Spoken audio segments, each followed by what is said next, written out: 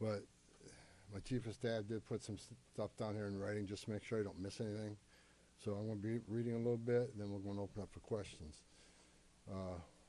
I've been on the ground less than 3 full days. I got in here Monday. President of the United States called me Monday morning and asked me to deploy here. Got here Monday evening, and I'm staying till the problem's gone. But we've made a lot of progress in the last 3 days. Marcos Charles, he's running ICE operations here. There you go. Rodney Scott, Commissioner of Customs and Border Protection, standing here beside me. Good morning, I'm Tom Homan, Border Czar for President Trump. I'm here on behalf of the President, along with U.S. Commissioner for U.S. Customs and Border Protection, Rodney Scott, and Marcos Charles, who's leading the enforcement effort here right now. I've been on the ground since Monday to regain law and order in the city beloved by many, and work together to remove threats from the community. During the past administration, we'll all remember, more than 10 million illegal aliens entered this nation. Many were national security threats, public safety threats. We can't remember over 2 million known gotaways. 2 million people who paid more to get away. Why? That just scared the hell out of everybody. President Trump promised American people, including the residents of Minnesota, that he would work to ensure our communities are safe.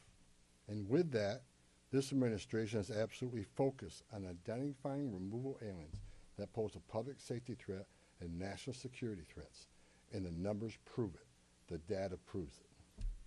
In the past few days, I've met with Governor Walz, Attorney General Ellison, Mayor Frey, numerous police chiefs and sheriffs, and I have more to meet. I'll also be continuing the dialogue with business and religious leaders in partnership with Minnesota, your community leaders. I'll be meeting with them too, because I want to hear what they have to say. In my meetings with folks so far, and most importantly, the governor and the AG, the Mayor Frey, we didn't agree on everything. I didn't expect to agree on anything. I've heard many people want to know why we're talking to people who they don't consider friends to administration. Bottom line is you can't fix problems if you don't have discussions.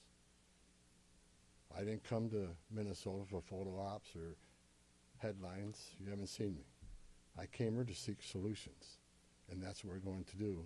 And we've come a long way, and we got some good wins for the people of Minnesota, I think, and for the administration and for the safety security of this city.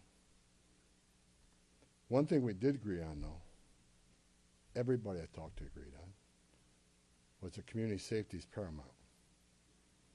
One thing we all agreed on was U.S. Immigration Customs Enforcement is a legitimate law enforcement agency that has a duty to enforce the laws enacted by Congress and keep this community safe. Like I've said many times for the last several years, even before this administration, jurisdictions that refuse to cooperate with federal immigration authorities are sanctuaries for criminals. Sanctuary cities are sanctuaries for criminals, and endangers the residents of the community.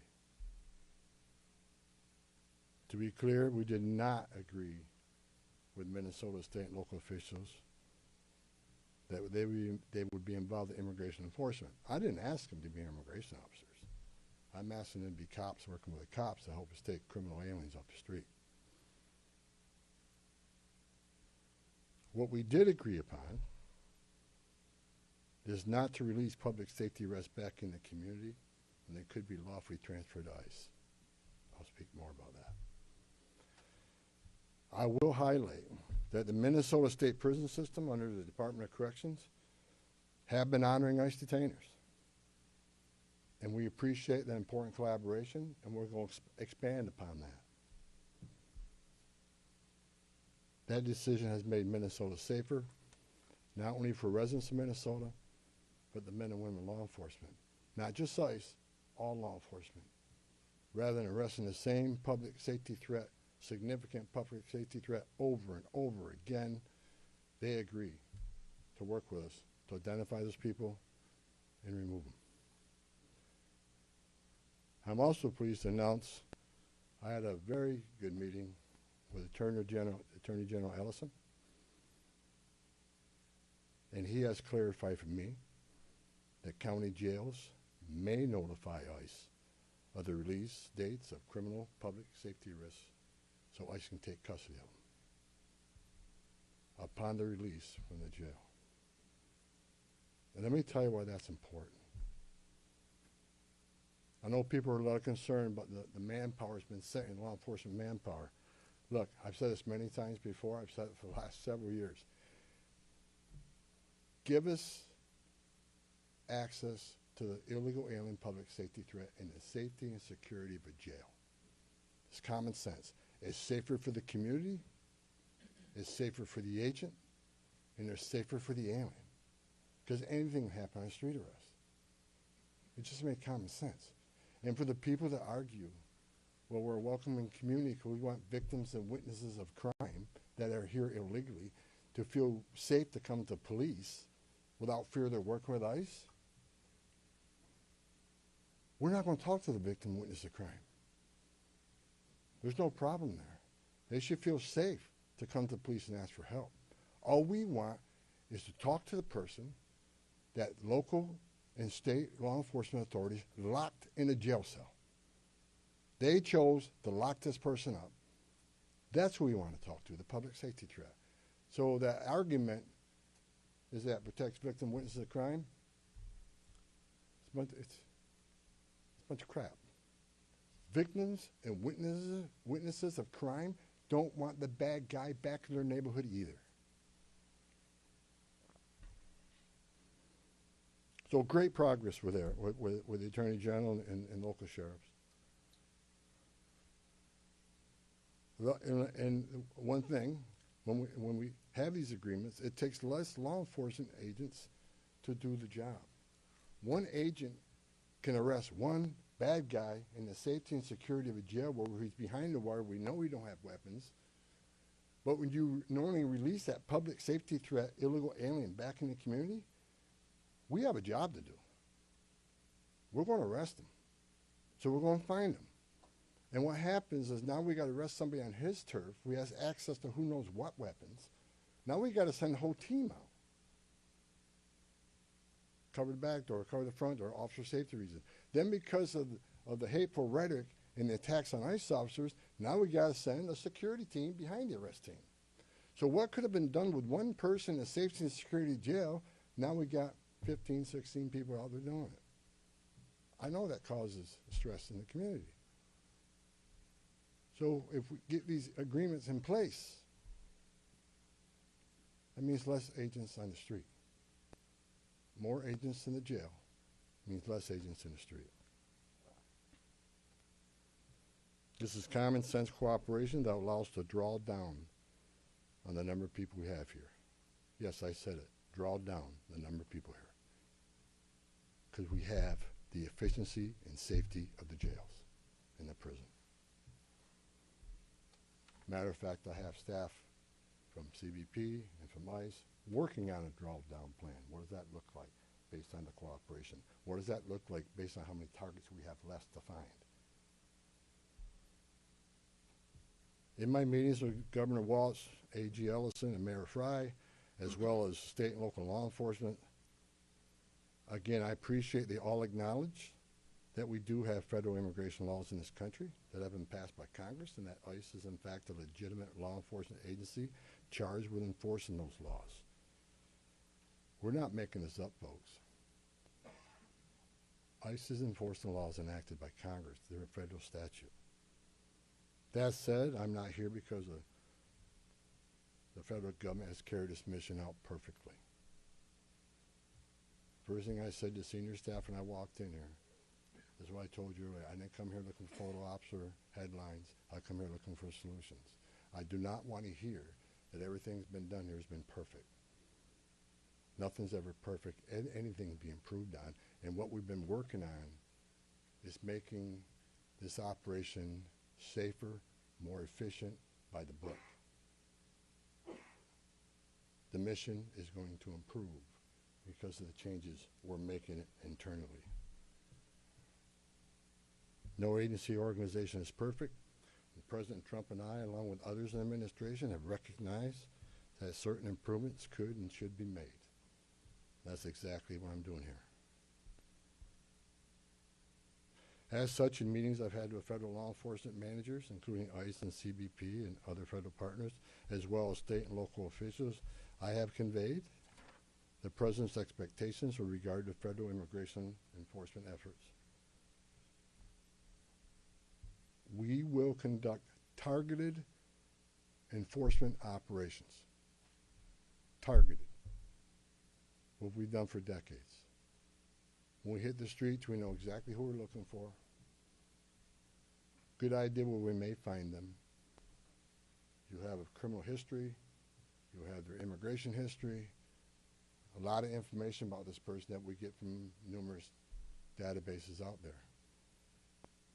Targeted, strategic enforcement operations.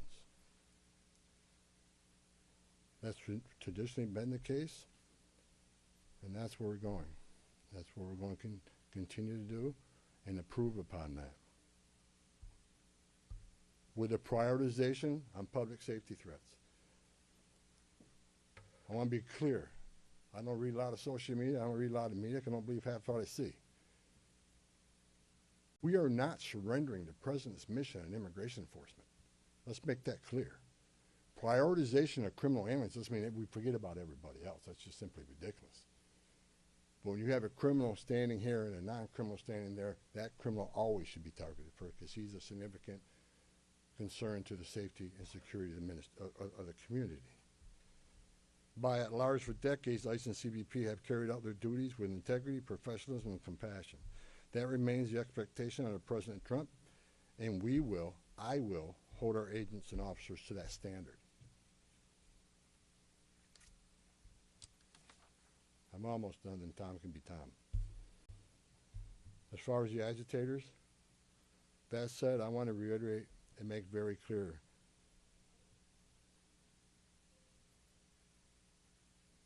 I want to make it clear, ICE and CBP officers are performing their duties in a challenging environment under tremendous circumstances, but they're trying to do it with professionalism. If they don't, they'll be dealt with.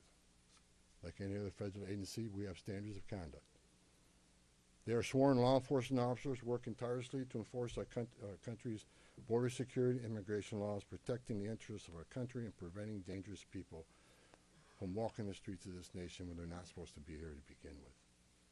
Men and women of ICE, I was a Border Patrol agent. I was an ICE agent. I was the first ICE director that came up through the ranks. I spent over 40 years doing this.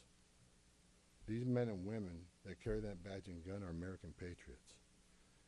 They put themselves on the line for this nation every day. But I want you to remember, they don't hang their badge,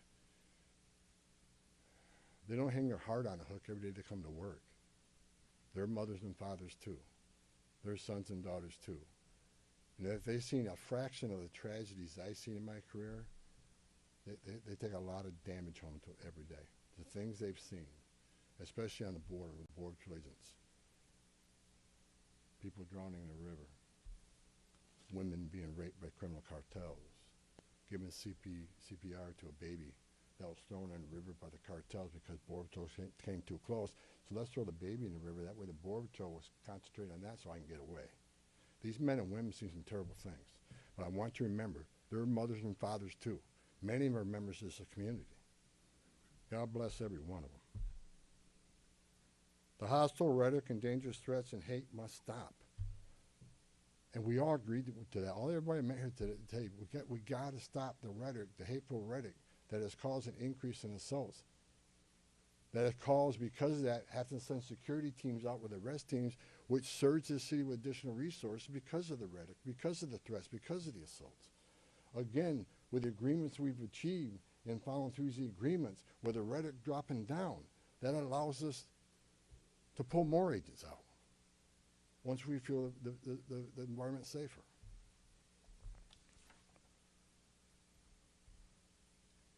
I begged for the last 2 months on TV for the rhetoric to stop. I said in March, if the rhetoric didn't stop, there's going to be bloodshed. And there has been. I wish I wasn't right. I don't want to see anybody die. Not officers, not members of the community, and not the targets of our operations.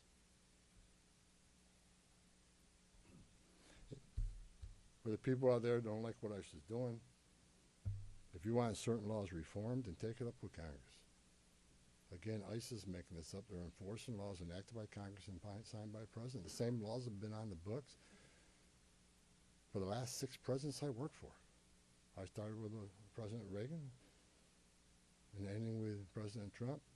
Every administration, we enforce the same laws.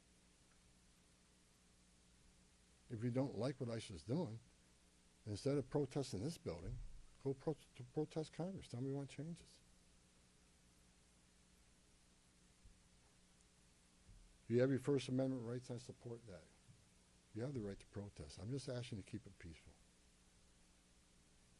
But threatening law enforcement officers, engaging in impeding and obstruction and assault is never okay. And there will be zero tolerance. You interfere, impede, assault an ICE officers, you will be arrested.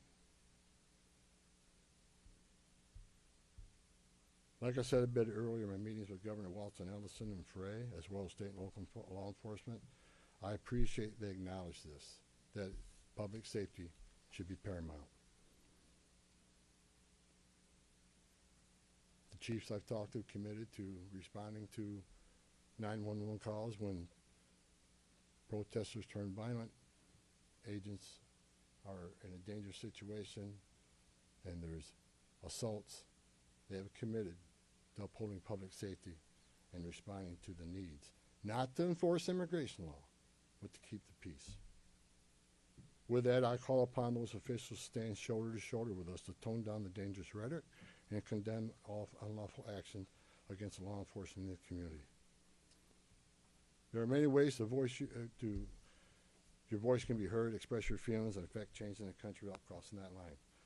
Political and other disagreements in this realm should not be at the expense of public safety or the safety of federal law enforcement officers. In closing, I want to thank the state and local officials here in Minnesota that I met with and the many I'm going to meet with. We've had meaningful dialogue. And look, again, we didn't agree on everything, but we agreed on the things I just talked about. There's much more we can do.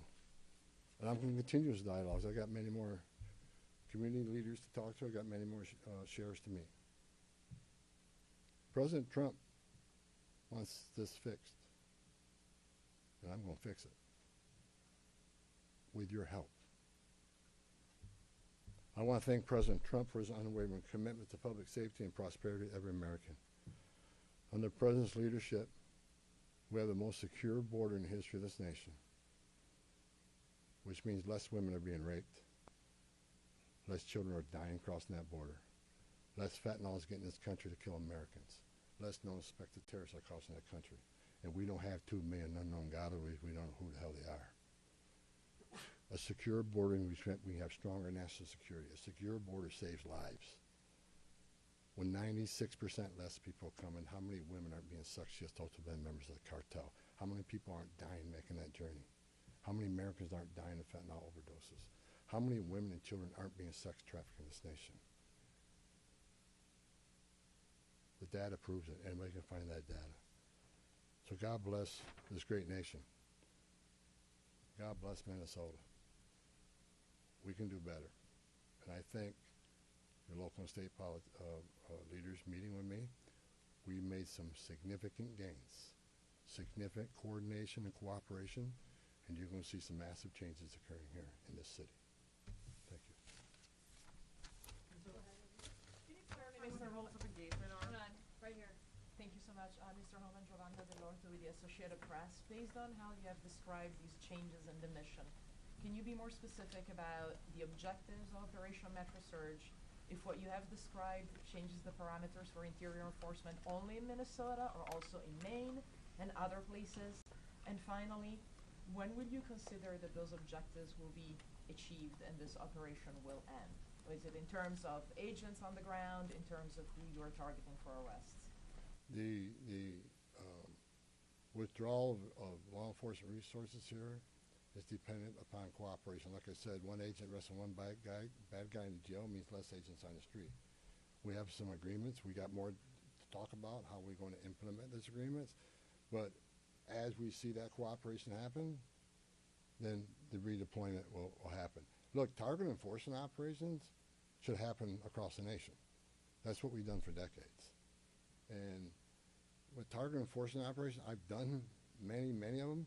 It just makes it safer for everybody.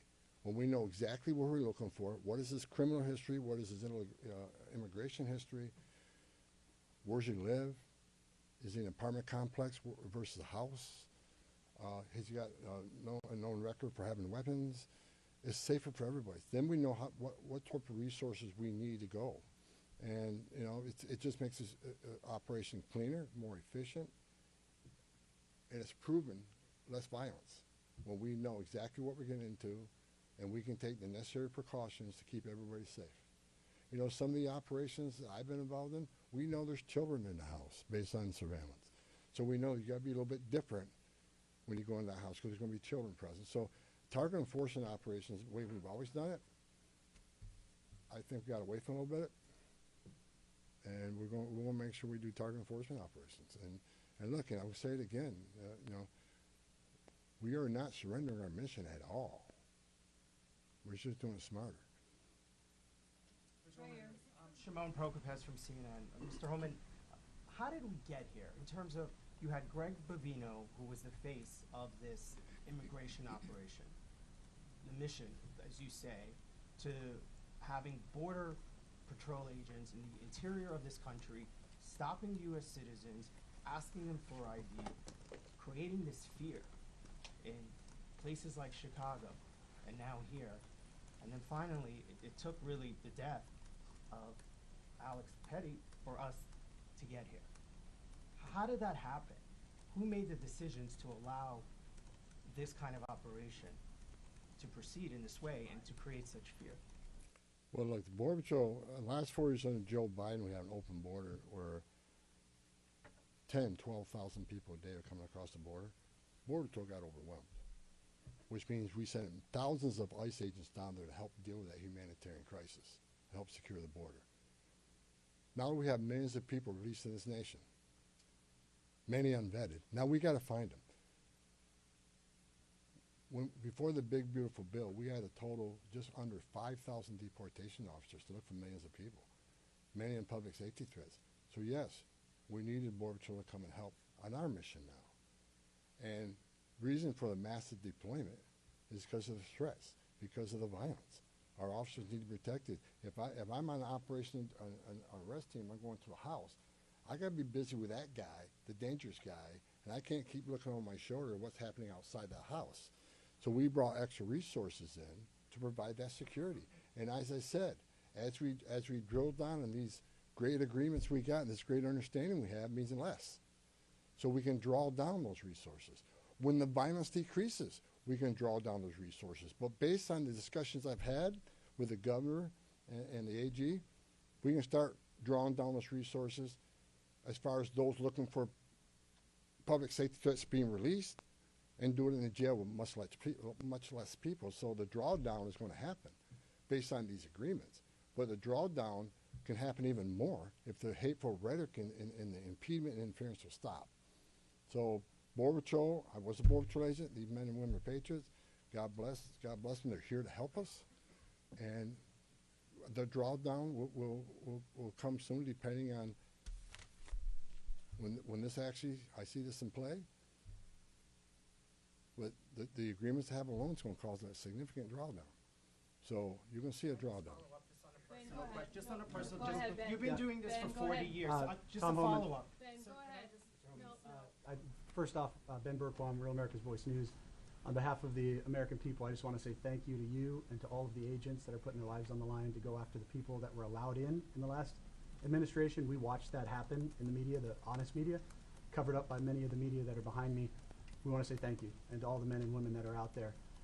Can you talk to us about what's being done with the leadership on these signal chats, on these WhatsApp chats that are organizing the attacks against you, the obstruction against you?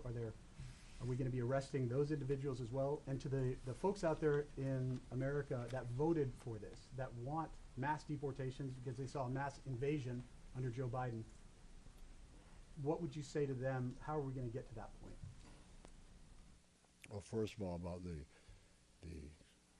organization and the funding of the attacks on ICE. I'm not going to answer a lot about that because I'm not going to show our hand, but they'll be held accountable. Justice is coming. Again, we got to all remember why the questions from CNN, why are we here? What started this? 4 years of an open border where millions of people are letting this country unvetted. Remember, let's not forget, for 4 years we were told the border's secure. 4 years we were told the border's secure. And we all knew it wasn't. And I want this to be a positive thing we're doing here today. I also want to remember the politicians are continually attacking us. Where were they the last 4 years when the number of women and children sex trafficking went all-time high? Where were they when 250,000 Americans died from fentanyl coming across the border? Where were they when women and children are dying making that journey?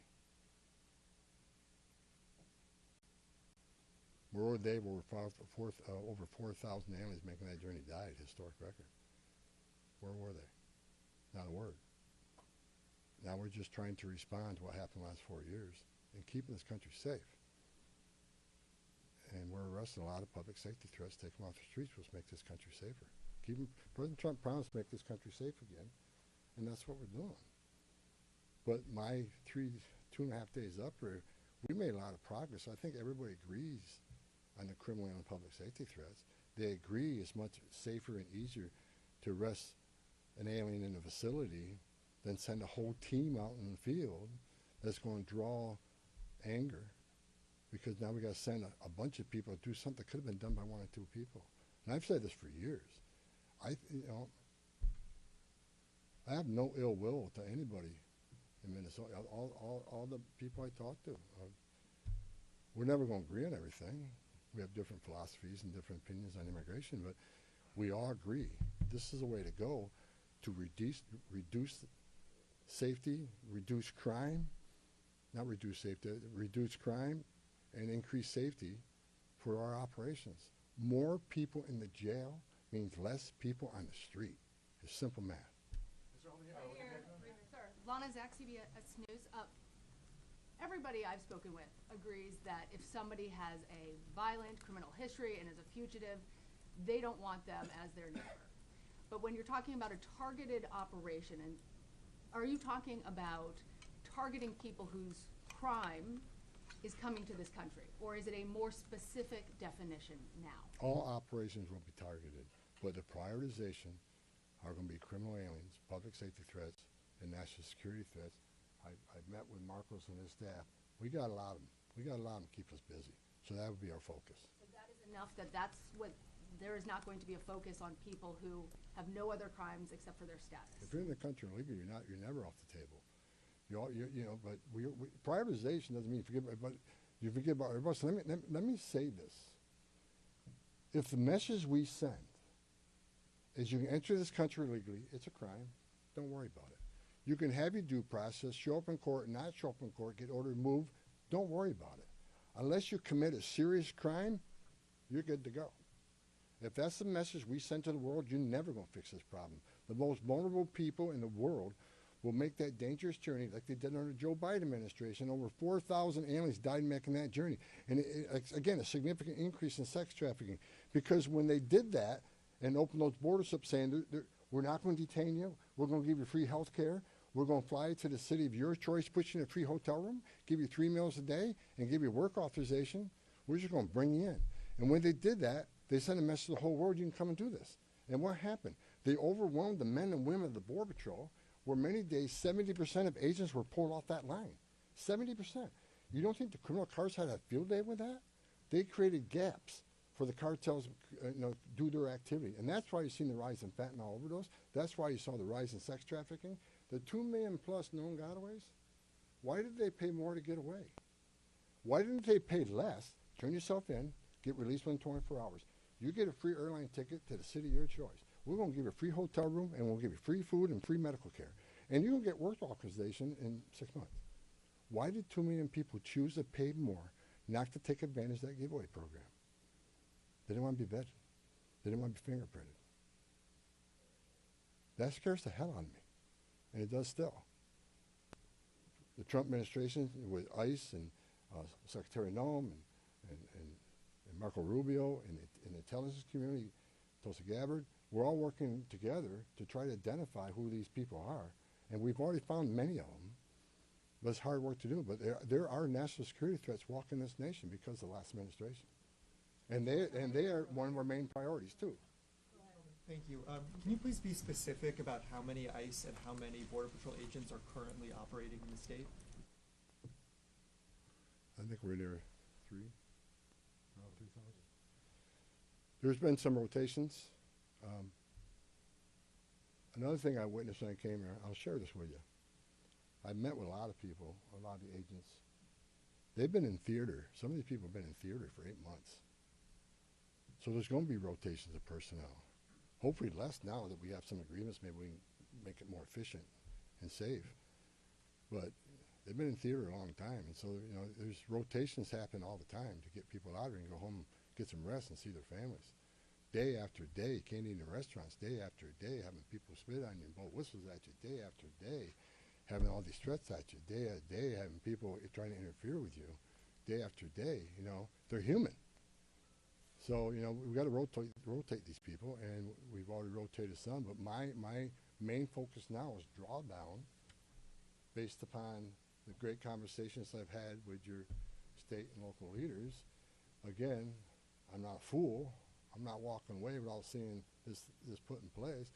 But I take the word of the people I met with. I think they're honest, and I think they're good brokers, that they want public safety protected, and they also want what's happening in the city to go away.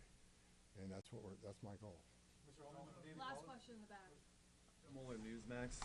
The new video of Alex Pretti is now circulating. Your reaction to that, and do you think law enforcement could have played a role if, like, let's say Minneapolis police were able to respond to that?